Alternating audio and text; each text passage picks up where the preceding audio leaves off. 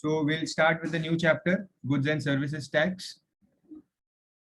Now this is a fairly new chapter because it was introduced in class 10 only 2 years ago. And this is a conceptual chapter, latest chapter, because at present we use the same tax system, that is GST.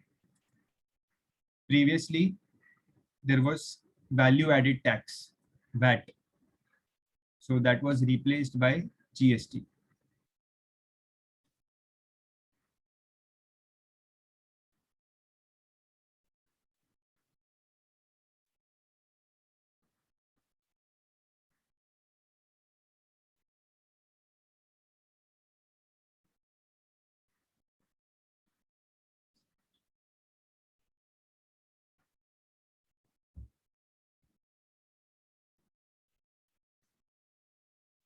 I'll give you some, I'll explain you the concept, and along with this concept, I will give you some formulas also.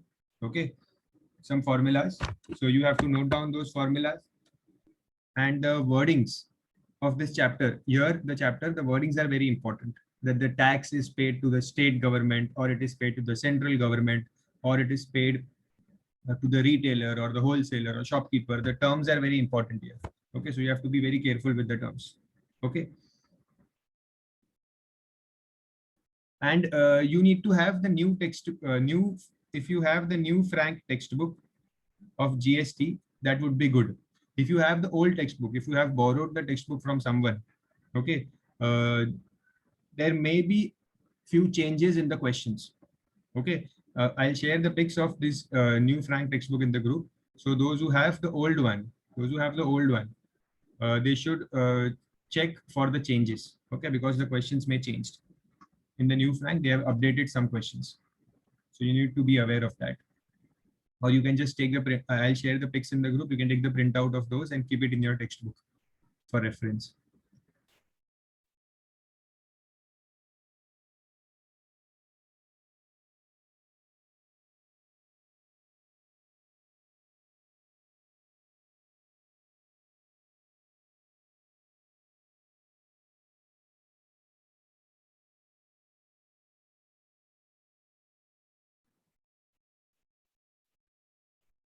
So let's start.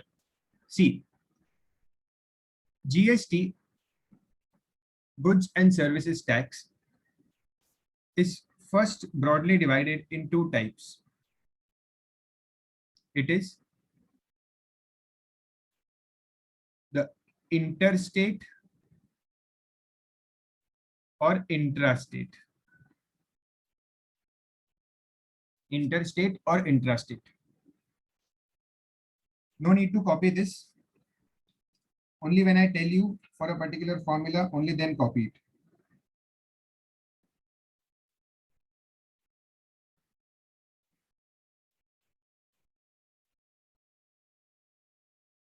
Now, what is interstate?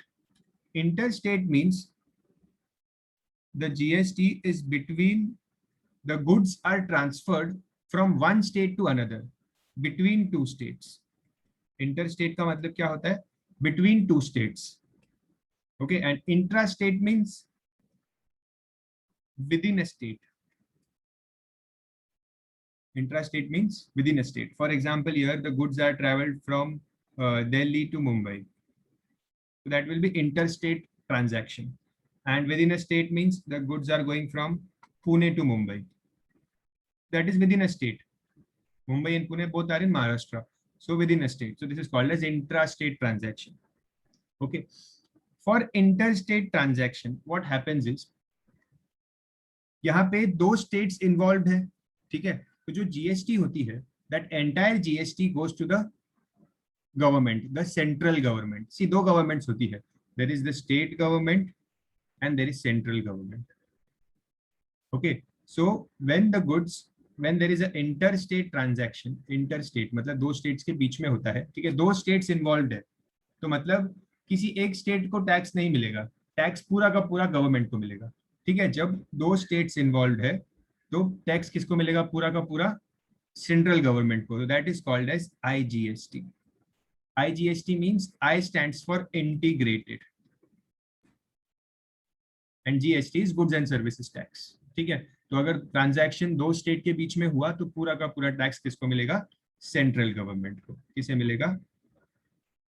The central government. Okay, but if the transaction is with in a state, if the transaction is with in a state, एक ही state के अंदर है, तो क्या होगा?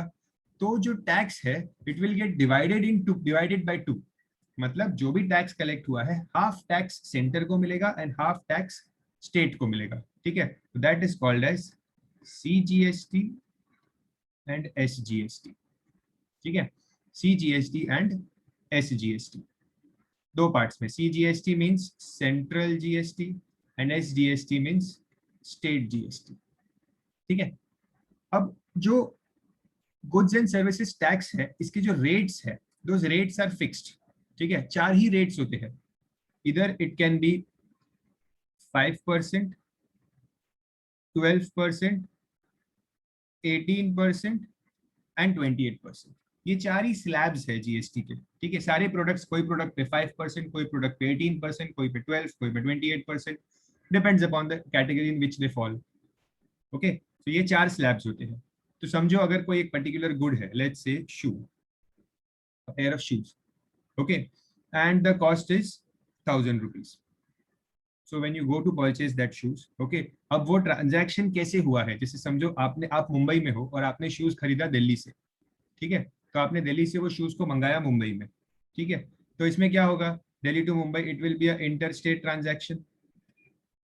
Okay, तो इसमें क्या होगा? जो भी जीएसटी आएगा, let's say the shoes falls in the category of 12% GST, तो आपको 12% जीएसटी इस पे पे करना पड़ेगा.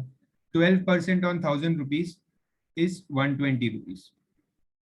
ठीक है, तो the price of the shoes for you will be 1000 plus 120, that is 1120.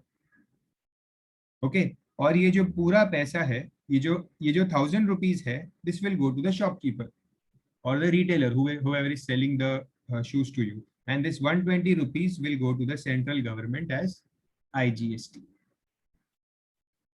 थोड़ा बहुत समझ में आ रहा है? कॉन्सेप्ट मैं सिर्फ कॉन्सेप्ट समझा रहा हूँ. ठीक है, अभी तक मैंने कोई फॉर्मूला नहीं दिया है. I am just explaining you the concept.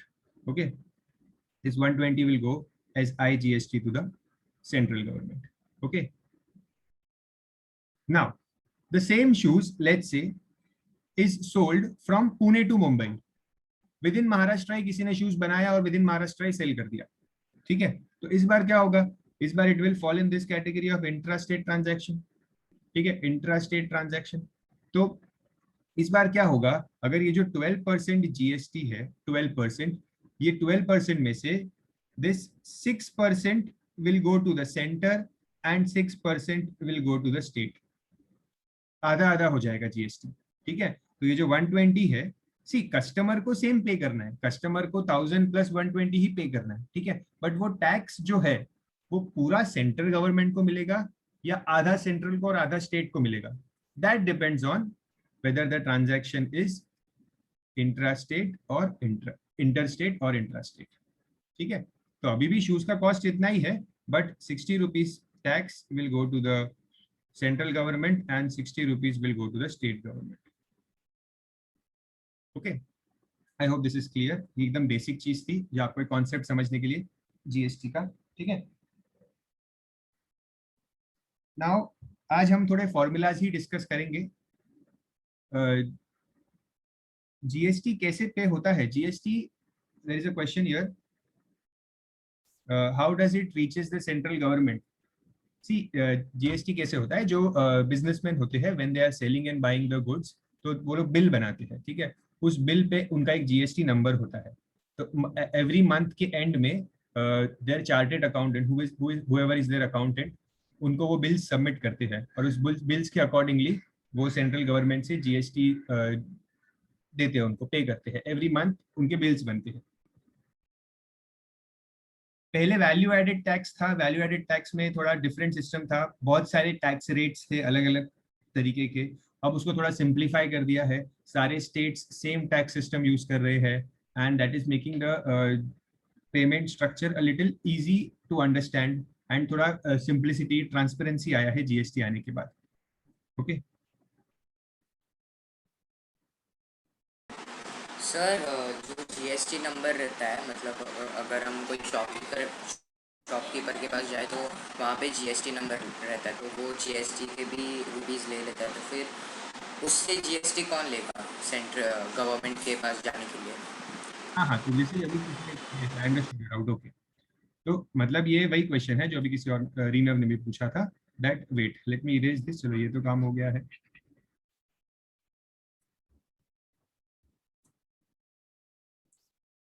C, there is a shopkeeper, ठीक है, he is giving the goods to the customer, ठीक है। कस्टमर ने 1000 प्लस 120 पे किया, किसको पे किया?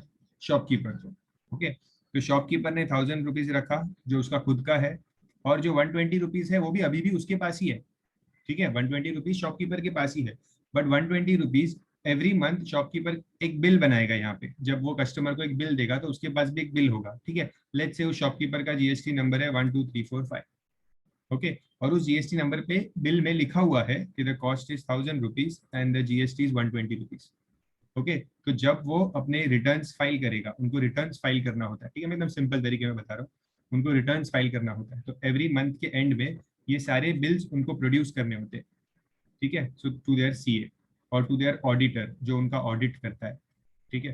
तो ये सारे बिल्स उनको देते हैं, फिर उसके अकॉर्डिंगली सीए चेक करता है कि यस आपका टोटल आपने 100 बिल्स बनाए हैं, तो 100 बिल्स के अकॉर्डिंग 120 इंटू 100, 12,000 का आपका जो टैक्स कलेक्टेड हुआ है, आपने जो कलेक्ट किया है वो 12,000 tax you will pay it to the government.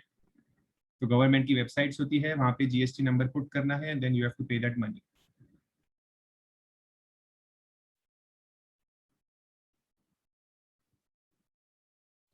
Okay, चलो अब आते हैं हम कॉन्सेप्ट पे कि हमें क्वेश्चंस कैसे पूछेंगे, ठीक है। क्वेश्चंस कैसे आएंगे, तो क्वेश्चंस के टर्म्स के लिए हमें क्या क्या याद रखना है। सो सी, when a good is made, when a goods are made, they are first made by the manufacturer, ठीक है। मैन्युफैक्चरर गुड्स को बनाता है, then the manufacturer में yes मंथन, the manufacturer will pay this, send this good let's say to the dealer, ठीक है। Dealer will sell this good to the shopkeeper, ठीक है। Shopkeeper will finally sell the goods to the customer। ये जो मैंने chain बनाई है यहाँ पे, दिस चेन में वेरी, मतलब कभी डीलर के बदले रिटेलर दे देंगे, कभी कुछ और, ऐसे नाम कुछ भी हो सकते हैं, but this is the broad, to get you the broad idea कि कैसे चीजें मूव होती है, ठीक है। Try to understand the concept here. So let's say we are talking about a mobile phone, ठीक है, mobile phone, okay. This dealer मतलब ये होलसेलर, यहाँ पे होलसेलर भी लिख सकता हूँ मैं, ठीक है, it one and the same. So mobile phone, let's say एक मोबाइल फोन है, मैन्युफैक्चरर ने मोबाइल फोन बनाया, ठीक है। अब उसने बनाया, तो उसने बनाने के बाद उसने उस मोबाइल फोन के ऊपर एक एमआरपी लगा दिया, ठीक है, मोबाइल फोन की पैकेट पे। तो let's say he made the MRP S 20,000, okay. Does this mean that manufacturer ने उस फोन को 20,000 में बनाया है? क्या उसने 20,000 में बनाया है फोन को? No, okay. See I'll allow you to unmute yourself, ठीक है, बिकॉज ये थोड़ा सा कॉन्सेप्चुअल पार्ट है, तो I want you to understand carefully. I can see a few students missing touch, okay, एक minute, I just allow you to unmute yourself, so doubt होगा तो आप पूछ सकते हो।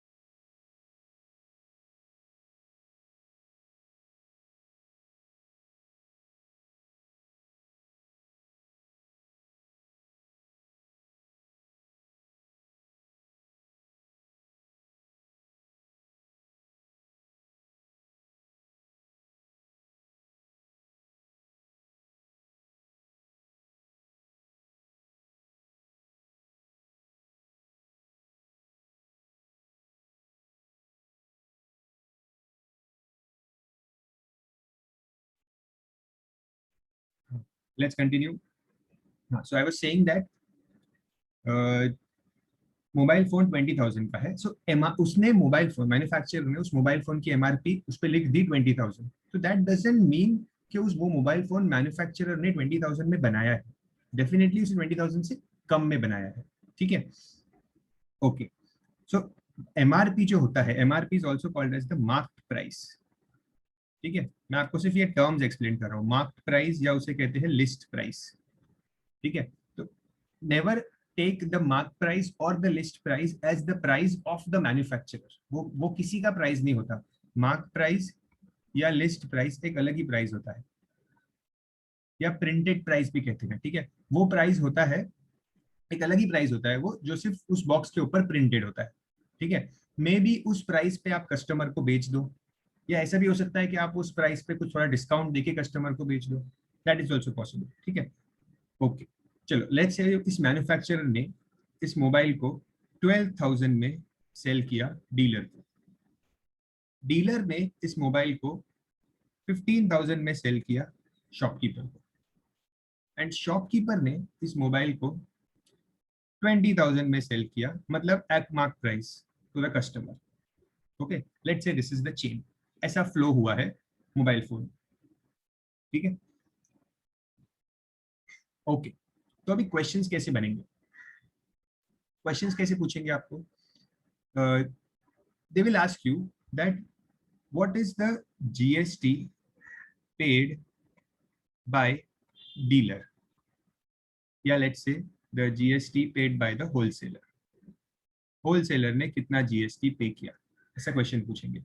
या आपको पूछ सकते हैं what is the GST paid by the shopkeeper. Two common questions which they can ask. ठीक है.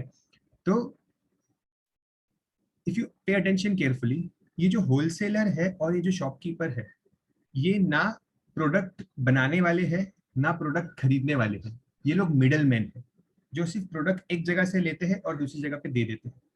खुद ना बनाते हैं ना खुद खरीदने वाले हैं, ना फाइनल कंज्यूमर है ना वो स्टार्ट में प्रोडक्ट को मैन्युफैक्चर करते हैं.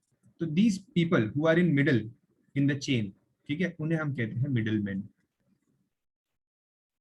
ठीक है. तो कभी भी अगर क्वेश्चन आए कि the GST paid by the wholesaler और the GST paid by the shop, middle man की जीएसटी का पूछे अगर वो लोग कि मिडल मैन ने कितना जीएसटी पे किया गवर्नमेंट को, ऐसा क्वेश्चन आया, तो आपको क्या करना है. समझो जीएसटी का रेट दिया है इस क्वेश्चन में 12%. Okay. So the rate is 12%. तो आपको ये जो 12% है जीएसटी कैसे मिलेगा, 12% of profit made by the wholesaler.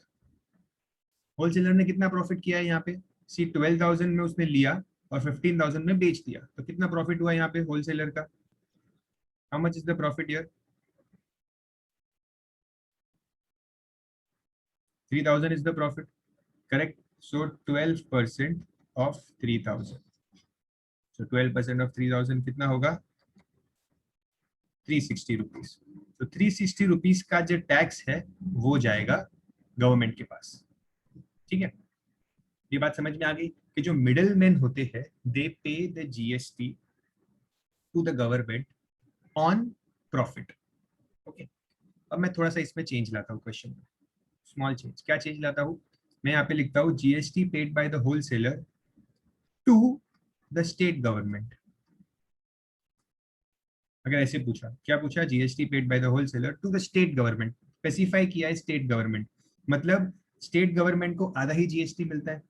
जब भी उन्होंने स्पेसिफाई कर दिया ऐसे कि स्टेट गवर्नमेंट, तो आपको क्या करना है, अगर रेट 12% है तो आप क्या करोगे, आप 12% नहीं लोगे यहाँ पे, आप लोगे सिर्फ 6%. ठीक है. आप 12% नहीं लोगे, आप लोगे सिर्फ 6%, and you will get the answer half of what you got in the previous case. ठीक है. या फिर अगर उन्होंने यहाँ पे स्टेट के बदले सेंट्रल गवर्नमेंट भी बोला, सेंट्रल गवर्नमेंट भी बोला, ऐसे स्पेसिफाई कर दिया सेंट्रल गवर्नमेंट, तो इसका मतलब आपको हाफ करना है. ठीक है. अगर उन्होंने स्पेसिफाई नहीं किया, स्टेट या सेंट्रल स्पेसिफाई नहीं किया, सिर्फ गवर्नमेंट बोला है, if they are saying only government, तो इसका मतलब पूरा 12%. बट अगर स्टेट बोल दिया या सेंट्रल बोल दिया तो आपको रेट को हाफ कर देना है। जहां भी ये वर्ड आया स्टेट गवर्नमेंट या सेंट्रल गवर्नमेंट, तो रेट हाफ हो जाएगी। ठीक है, okay.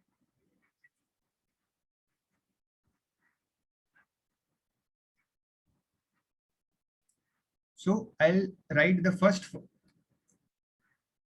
rule which you have to remember is that middleman,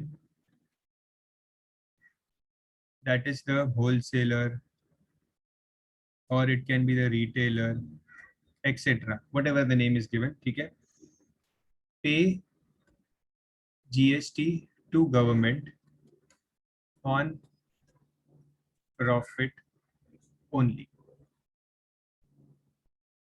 ठीक है, ये हो गया हमारा फर्स्ट रूल जो हमने सीखा।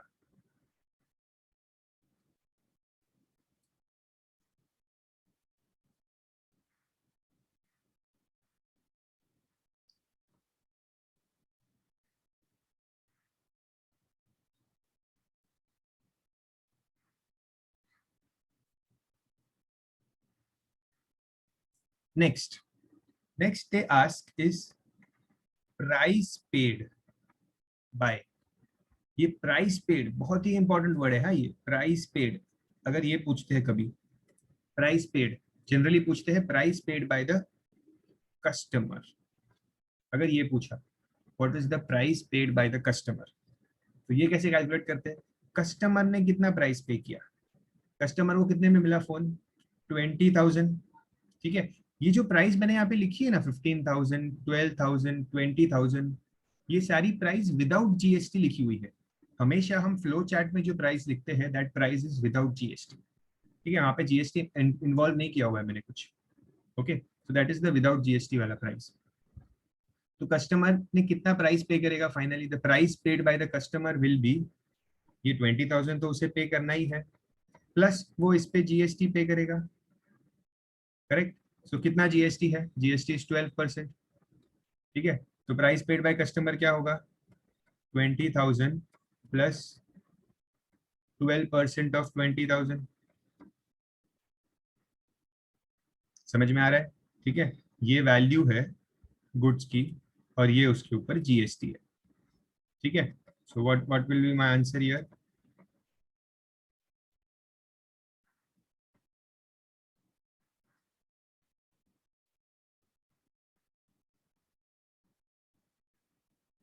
समझ रहे हो?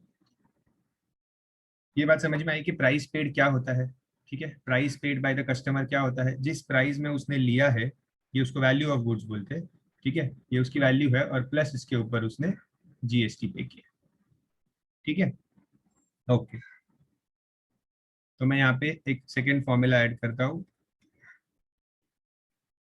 प्राइस पेड बाय, आप लोग ये कॉपी मत करना, 2 मिनट रुक जाओ। ठीक है, कस्टमर कंज्यूमर एक ही बात है। Okay, I have to add some names here also. The price paid by customer is what? The value plus GST on it. मतलब ये जो वैल्यू है, value of goods plus the GST on it. ठीक है,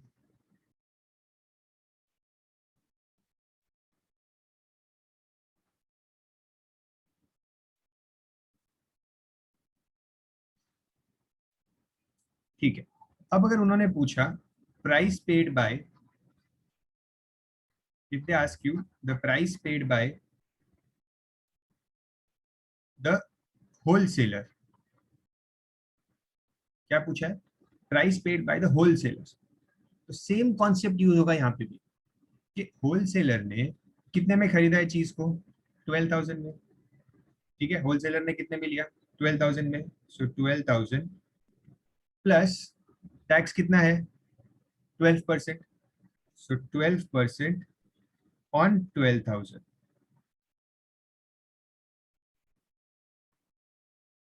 12% on 12,000। ठीक है, और फिर जो भी आंसर आएगा that will be your final answer. Okay, now there might be a question arise in your mind, आया होगा या शायद नहीं भी आया होगा, दैट जब हमने जीएसटी कैलकुलेट कर रहे थे होलसेलर का, तो मैंने बताया था कि जीएसटी प्रॉफिट पे कैलकुलेट होता है, ठीक है। तो जीएसटी कैलकुलेट करना गवर्नमेंट को देने के लिए प्रॉफिट पे कैलकुलेट होता है, ओके। बट जब आप प्राइस पेड कैलकुलेट कर रहे हो होलसेलर का, ठीक है, उसमें होलसेलर की गुड्स की वैल्यू आई प्लस ये जो जीएसटी यहाँ पे आ रहा है ना, ये जीएसटी गवर्नमेंट को देने वाला जीएसटी नहीं है। ये होलसेलर किसको पे कर रहा है? मैन्युफैक्चरर को, ठीक है। इसलिए वो पूरे प्राइस पे आया है यहाँ पे, दैट इज 12% ऑफ 12,000। ओके, जब भी प्राइस पेड आपको पूछेंगे ना, प्राइस पेड ये वर्ड जब भी आ गया ना, तो रिमेंबर जो पूरा वैल्यू ऑफ गुड्स है उसी के ऊपर पूरा जीएसटी अप्लाई होगा, okay. Because see how things work, first I complete the formula, ठीक है। तो मतलब अगर आपको प्राइस पेड बाय कस्टमर पूछे, बाय होलसेलर पूछे और बाय एनीवन, ठीक है, तो आप कैसे फाइंड करोगे? वैल्यू, ठीक है, value of the goods plus the GST on, यहाँ पे मैं लिख देता हूँ जीएसटी ऑन फुल वैल्यू,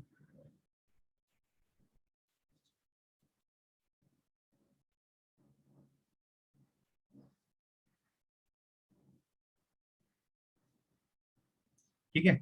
अब मैं आपको एक फाइनल चीज बताता हूँ, एक final formula, and then I will teach you one small concept and then you can leave, ठीक है। 4:15 हो चुके हैं, 4:30 you have next class. So see, final एक और चीज फॉर्मूला बताता हूँ, बेसिक सा एक छोटा सा। अगर क्वेश्चन ऐसे पूछा, find the total GST, find the total GST, what kind of question they will ask?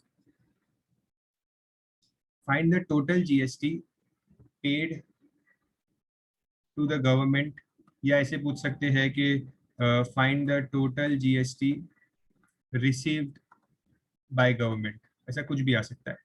Total GST किसका नाम नहीं बताया है कि कस्टमर ने, कि होलसेलर ने, शॉपकीपर ने, टोटल जीएसटी बोला है, टोटल जीएसटी। तो टोटल जीएसटी पेड अगर पूछेंगे, ये जब भी आपको ये वर्ड आया टोटल जीएसटी पेड, तो टोटल जीएसटी क्या होता है? Total GST is the GST, total GST is same as the GST paid by customer। जितना जीएसटी कस्टमर पे करता है वही पूरे चेन का टोटल जीएसटी होता है।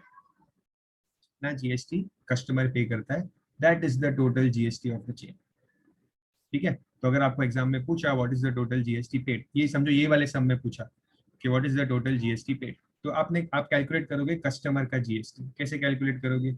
कस्टमर ने कितने में खरीदा है? 20,000, ठीक है। 20,000 का 12%, so you will get 2,400। this is the total GST paid to the government। समझ में आ रहा है?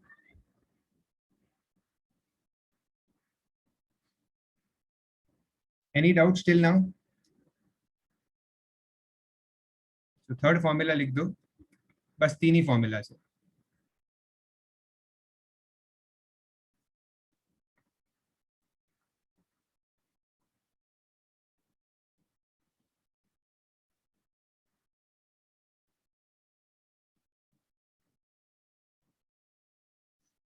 नो डाउट्स टिल हियर, ठीक है, एकदम क्लियर है फॉर्मूला। अब मैं थोड़ा सा खाली एक कॉन्सेप्ट बता देता हूँ, अदरवाइज बाकी तो चैप्टर में इतना ही है। जैसे जैसे सम्स करेंगे you will understand much better, ठीक है। अब देखो कॉन्सेप्ट को समझो। यहाँ पे देखो, जब होलसेलर किसी चीज को बाय कर रहा है, तो होलसेलर पैसे किसको दे रहा है? Wholesaler is giving money to the manufacturer, ठीक है। तो जब होलसेलर पैसे दे रहा है, तो वो कितने पैसे देगा? होलसेलर 12,000 देगा, एंड प्लस 12% ऑन 12,000, वो 12% पे करेगा 12,000 पे। उसे भी टैक्स पे करना, सबको टैक्स पे करना पड़ता है। कोई भी जब किसी एक जन से दूसरे जन को पैसे देता है टू बाय द गुड्स, तो ही हैज टू पे टैक्स, ठीक है। तो होलसेलर ने क्या किया, जब 12,000 के गुड्स खरीदे, तो उसने कितना प्राइस पे किया? The price paid by the wholesaler is 12,000 plus 12%, ठीक है। तो 12,000 का 12% कितना होता है? मैं डायरेक्टली यहाँ पे वैल्यू लिख देता हूँ, इट इज 1440, ओके।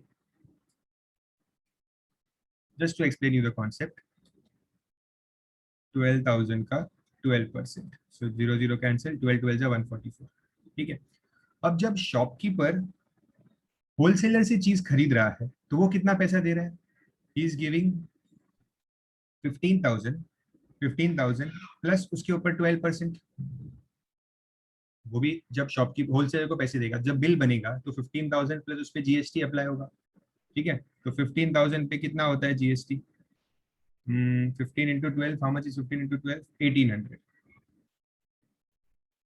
1800 होगा। ठीक है, आप देखो कैसे पैसे घूम रहे हैं यहाँ से वहां। ओके, ठीक है। अब ये जो होलसेलर है यहाँ पे, ये जो होलसेलर है यहाँ पे, ठीक है, इसने 12,000 दिए और 15,000 लिया शॉपकीपर से। ठीक है, तो इसने कितना प्रॉफिट बनाया? 3,000 का इसका प्रॉफिट हुआ, जो इसके घर पे लेके जाएगा वो। ठीक है, इतना प्रॉफिट घर पे लेके जाएगा। और उसके पास टैक्स भी एक्स्ट्रा आया है, उसके पास कुछ टैक्स भी एक्स्ट्रा आया है। कितना टैक्स एक्स्ट्रा आया उसके पास? उसने टैक्स पे कितना किया? 1440। ओके, बट उसके पास टैक्स आया कितना शॉपकीपर के पास से? टैक्स का money, see this is the money he gave, but उसके पास आया कितना मनी? 18,000। ओके, तो 1800, तो उसके पास आया 1800 और उसने मैन्युफैक्चरर को दिया 1440, तो कितना एक्स्ट्रा आया उसके पास? 360 rupees. This is the extra tax which he collected in the process. ये एक्स्ट्रा टैक्स जा रहा है गवर्नमेंट के पास।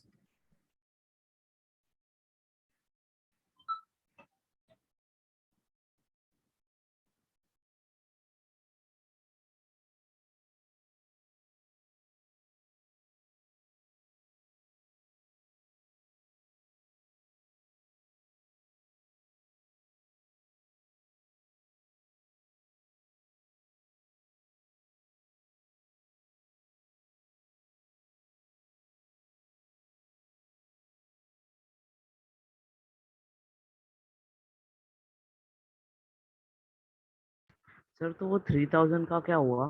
हाँ, मैं बता रहा हूँ।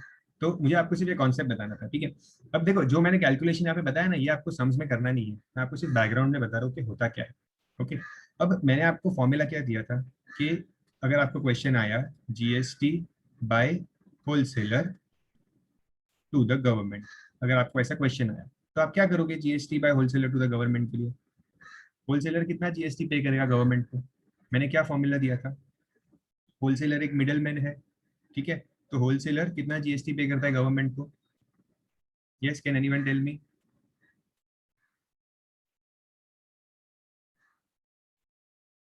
GST paid by the wholesaler to the government, yes, on profit. मैंने लिखवाया था आपको ऑन प्रॉफिट। ठीक है, तो कितना प्रॉफिट है उसका? 3,000 का प्रॉफिट है, और 3,000 का 12% कितना होता है? 0 0 कैंसिल, 12 3 जा 36, तो 360 रुपीज का जीएसटी है जो वो गवर्नमेंट को देगा। कितना इजीली कैलकुलेट हो गया यहाँ पे, सिर्फ मैंने प्रॉफिट पे कर दिया, मुझे 360 आंसर आ गया। वही आंसर यहाँ पे, वही आंसर यहाँ पे मुझे कितने बड़े प्रोसेस से आ रहा है। पहले मैंने इसकी वैल्यू निकाली, इसका टैक्स निकाला, फिर इसकी वैल्यू निकाली, इसका टैक्स निकाला, फिर दोनों को माइनस किया, तब जाके मुझे ये वैल्यू मिली। Okay, but using the formula, using this formula that GST by wholesaler is nothing but GST on profit, तो मुझे ये 360 की जो वैल्यू है ना, ये एकदम इजीली आ गई। ठीक है, तो बस just to tell you that ये 360 वैल्यू कैसे आती है, मैंने ये प्रोसेस आपको एक्सप्लेन किया। ठीक है, तो हर एक थोड़ा कॉम्प्लेक्स प्रोसेस होता है कि हर एक आदमी दूसरे को पैसे देते जाता है। ठीक है, और जो उसका जो प्रॉफिट होता है ना, होलसेलर ने सिर्फ 3,000 रुपीज प्रॉफिट किया, तो सिर्फ वो उसी के ऊपर टैक्स भरता है। ठीक है, नेट प्रोसेस। तो आपको ये जो पूरा कॉन्सेप्ट यहाँ पे मैंने एक्सप्लेन किया है, ठीक है, ये जो कॉन्सेप्ट, ये आपको सम में करने की जरूरत नहीं है, just to explain you what this formula means, I did that. ठीक है, तो otherwise you have to focus on these three formulas here. Yes, Irina. So these three formulas you have to focus here. कि पहला formula क्या था? कोई भी middle man हो, जैसे कि होलसेलर, रिटेलर, और अगर पूछा है कि how much GST will he पे टू द गवर्नमेंट, तो वो क्या होगा? He will pay the GST on profit. ठीक है, आप चाहिए तो फॉर्मूला लिख सकते हो यहाँ पे, that GST will be whatever is the rate into the profit.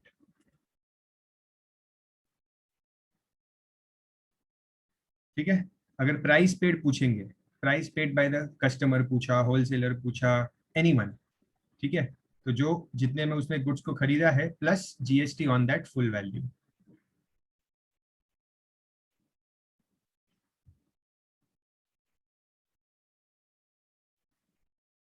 Okay, and अगर टोटल जीएसटी पूछा आपको, टोटल जीएसटी पूछा, टोटल जीएसटी कितना पे हुआ है प्रोसेस में, total GST is nothing but the GST paid by the customer. ठीक है, so keep this three formulas in your mind very fixed. ठीक है, फिर बाकी सम्स में कैसे यूज होगा, कैसे प्रोसेस होगा, डिस्काउंट वगैरह में क्या होता है, वो सब चीजें मैं आपको सम करते वक्त बताऊंगा. ठीक है, एकदम अच्छे से याद रखो इन तीनों फॉर्मूलाज को, कोई यहाँ पे कंफ्यूजन नहीं होना चाहिए. अच्छे से कॉपी करो ये सब चीज जो मैंने लिखी है.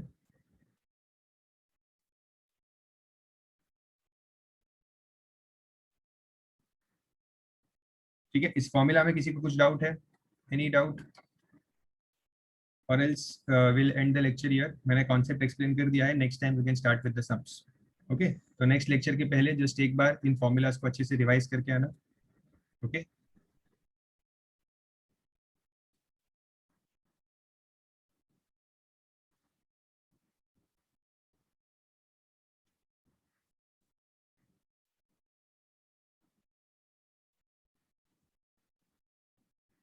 that's it for today.